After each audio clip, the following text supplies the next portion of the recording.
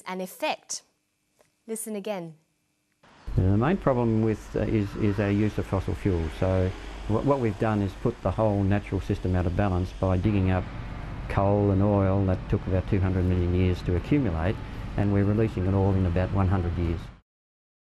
So the natural system has been put out of balance by people digging up and burning coal and oil. This releases gases into the atmosphere. Coal and oil are fossil fuels. So if we go back to the table of cause and effect, we can say that digging up and burning coal and oil is another cause. See if you can hear another effect. The main problem with is our use of fossil fuels. So what we've done is put the whole natural system out of balance by digging up coal and oil that took about 200 million years to accumulate, and we're releasing it all in about 100 years. So it's put the whole system just out of balance at the moment, which has resulted in higher levels of these gases in the atmosphere.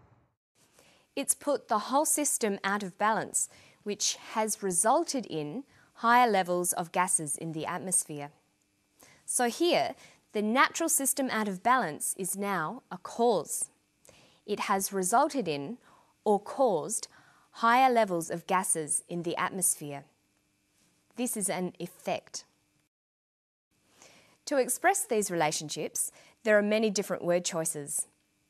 We can use verbs like causes, leads to, results in. So we can express the relationship like this. A causes B, A leads to B, A results in B.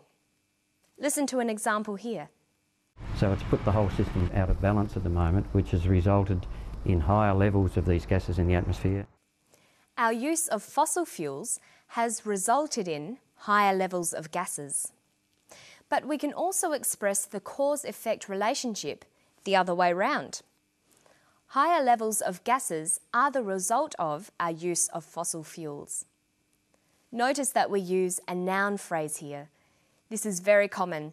We can use nouns like the result, the effect, the consequence.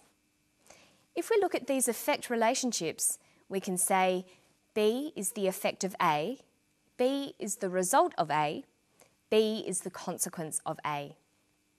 Remember that it's always important to have a variety in your language.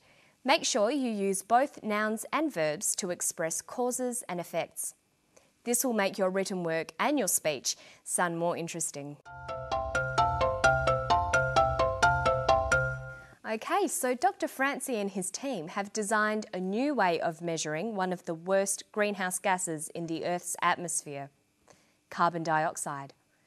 Listen for what they're trying to find out.